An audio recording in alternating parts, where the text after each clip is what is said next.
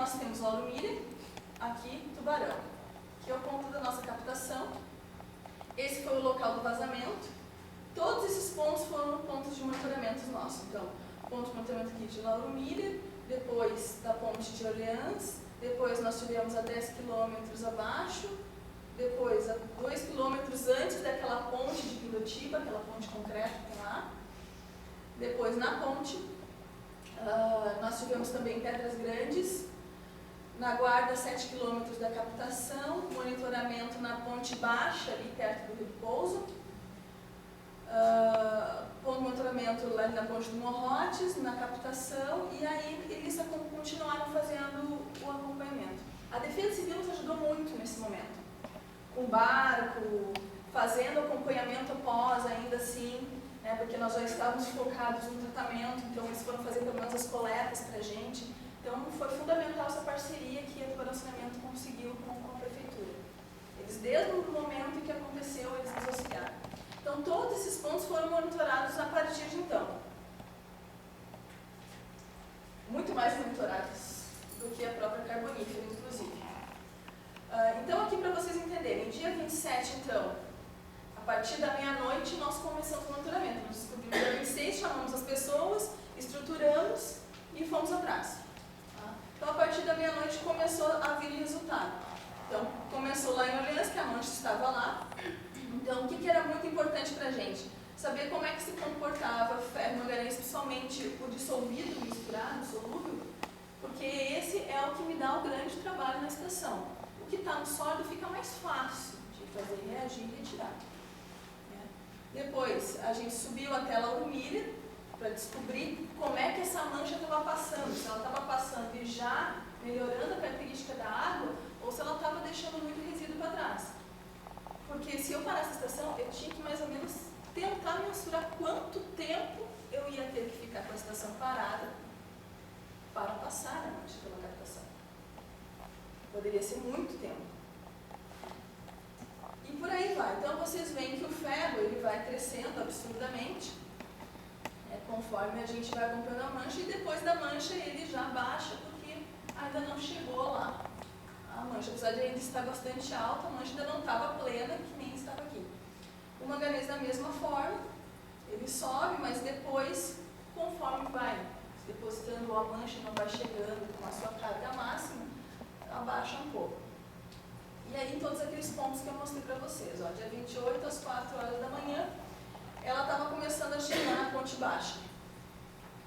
O pH também, ó, como vai baixando. Onde a mancha está baixa, o pH inicialmente é 7, ele vai baixando até chegar próximo 3 e 4. Então, tudo isso para a gente é informação importante para a gente saber o que fazer.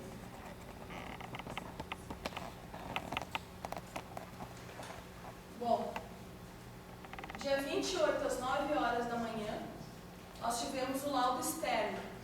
O que a gente exigiu desse laboratório de maneira imediata? Metais pesados, porque se tivesse principalmente cádmio e níquel, eu não teria o que fazer, eu não conseguiria retirar no sistema que eu tenho. E geralmente é o que a gente não encontra do Rio Tubarão. E os hidrocarbonetos totais de origem fóssil, né? Esses aí também, benzeno, xileno, toda aquela gama de substâncias nocivas, que também no tratamento convencional já ficaria complicado. Então, esses eram os nossos dois parâmetros importantes da gente saber se realmente não continham nesses finos. Porque se não tiver nesses finos, todo o restante a gente conseguiria retirar. Às 18 horas, então, a gente tem chegada da mancha na captação. E aí a gente começa um monitoramento de hora em hora nesse ponto. Geralmente a gente faz uma vez a cada 6, 4 horas. E aí a gente começou a fazer de hora em hora para entender de que forma que ele ia se evoluir. E às 21 horas, então, a gente percebe que a mancha começa a ter o seu declive. Então ela já tinha chegado ao máximo e começa a ter o seu declive. A estação, da estação nós estávamos conseguindo atender tranquilamente.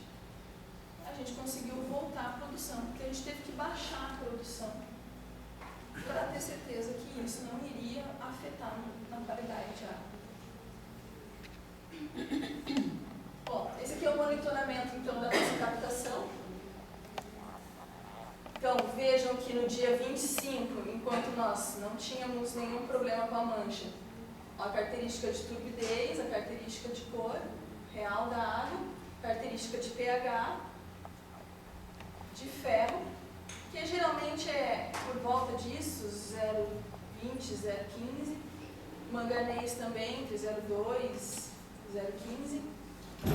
E a partir do momento que chega na captação, já muda a característica de turbidez de 2/70, de manganês sobe para 0,35, de ferro para 0,73. A coloração aqui já é aparente, mas a real também sobe um pouquinho.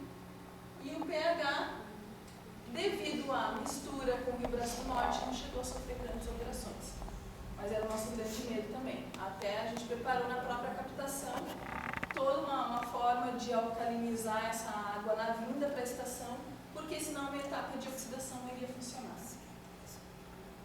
Então vocês veem que às 9 horas ela já começa a declinar. Ó. E aí começa a normalizar as características dessa água. Então a gente consegue daí voltar com a produção normal. Não chegou a afetar a população, a gente informou toda a população que não iria, né, ter um problema com o abastecimento e a água poderia ser consumida tranquilamente. Aqui nós temos algumas fotos da chegada na estação, desse carvão, né? Vocês conseguem ver que está bem preto. Esse aqui são fotos lá de Pindotiba, quando a mancha estava chegando lá. Existiam locais que você via os finos, parecia até que era uma pasta, assim, né? O mais importante de toda essa situação, na verdade, foi o que a gente ficou de aprendizado. Porque a gente sabia que podia acontecer, a gente sabia que ainda pode acontecer, né? Porque várias carboníferas usam o mesmo sistema, lavagem de carbono. E a partir daí a gente tirou o aprendizado para tomar as ações necessárias e o que a gente poderia fazer futuramente. Então, a gente conversou isso muito, até em termos de comitê, né, professor Silvio, em termos de comitê internamente e com a carbonífera, e enfim, deveria se fazer com todas, de acidentes acontecem, infelizmente a gente não pode pensar que a atividade econômica não vai existir na região. Ela também é importante, é claro que a gente gostaria que houvesse muitas melhorias que precisam ser feitas, mas a informação ela é fundamental nesse momento. Se a gente tivesse ficado sabendo aquele dia 25 à noite, quando tivesse acontecido, a gente, porque deu sorte do rio não ter a vazão normal. A gente poderia ter recebido esse material e talvez não conseguido tratar, não se sabe, não conseguir saber se ia ser nocivo nas pessoas, não consegui caracterizar totalmente. A gente fez muitos outros parâmetros, mas a gente adotou os principais que com o nosso tratamento original poderia não ser possível retirar. Então a informação, né, o aviso, ele é muito importante. Ficou lá os contatos todos e a gente disse, gente, por favor, pelo menos avisa, a gente é a única estação que pega a água do Rio Tubarão para fazer tratamento, então vocês não tem muita gente para terceirizar. Avisem que é importante para a gente poder se preparar para tomar se necessário.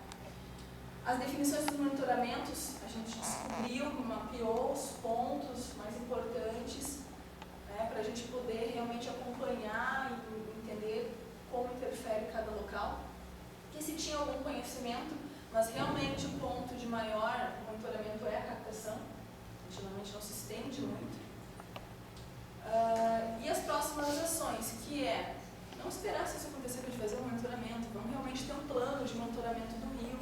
Isso já é um projeto que a gente imagina fazer e já imaginava fazer até então, mas foi sendo prorrogado por outras questões de estruturação que a gente precisava fazer. A partir desse momento, isso virou prioridade. Então, fazer esse monitoramento, ter essa frequência, era muito importante. Então, gente, algo que eu não botei aqui, que eu acho muito importante expor para vocês, é o seguinte.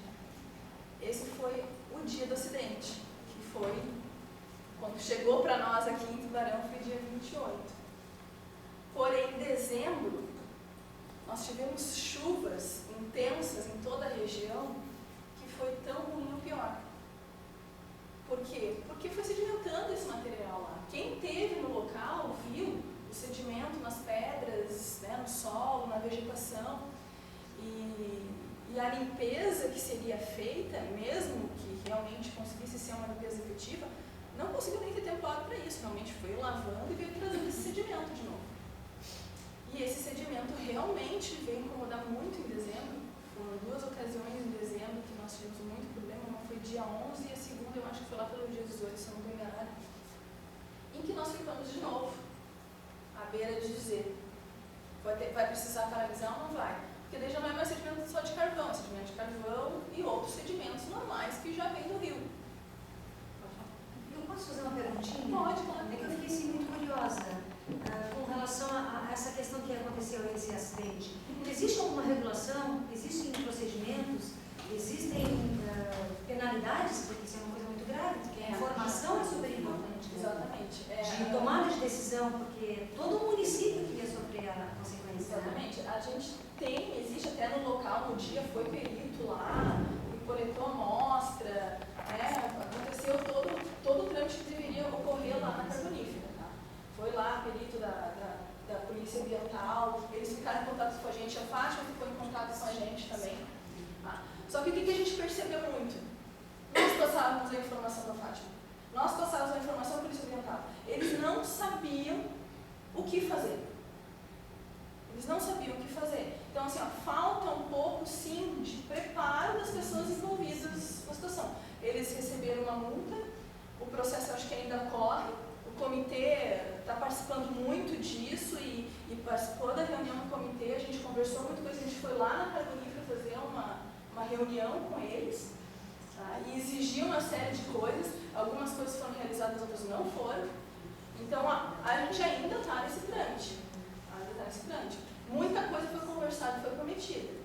A gente está agora cobrando as consequências em relação a isso. E cobrando também que isso se signe pelas outras carboníferas para a gente não... essa aí aprendeu, ok? E a próxima? Existem outras também na região e, como a gente está falando, existem problemas semelhantes.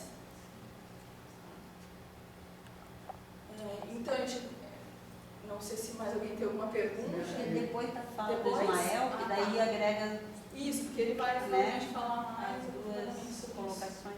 Não deveria haver um termo de assinatura de um compromisso que, quando acontecesse, fazer um esclarecimento, acontece um acidente, imediatamente uma norma, o que fazer nessa situação, quem procurar, e que corressem assim, imediato, ou uma multa depois se não fizesse isso, porque se não é cobrado, que o órgão que mais dói é o bolso. É verdade. Sem dúvida nenhuma, mas assim, realmente é muito falho com relação à parte de comunicação. Acho que teria que ter uma situação. É muito falho. E eu acho que é um dos fatores fundamentais de toda essa situação. E não adianta o pessoal trabalhar se não houver essa conscientização e compromisso. Não adianta só esclarecer. Particularmente, eu acho importante. Mas o bolso vai para onde? Eu quero que volte para o Rio, toda essa necessidade de investimento. Então seria interessante ter uma provocação com relação a uma atividade no Rio para fazer uma reabilitação de tudo que se ocasionou. Né? Ok, depois eu vou sugerir ao professor Ismael que depois nós fazemos debate após a apresentação do professor. É que a gente se empolga no assunto, né? É isso, Vanessa, concluiu? Concluí, gente. Muito obrigado.